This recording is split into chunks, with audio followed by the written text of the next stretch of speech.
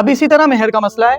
मेहर के मसले में शरीयत ने पाबंदी नहीं लगाई, जितना चाहे मेहर दिया जा सकता है। अल्लाह ने गुंजाइश दी, 2 लाख दें, 5 लाख दें। आज के दौर में तो होना चाहिए कम से कम 5 लाख 10 लाख रुपए मेहर।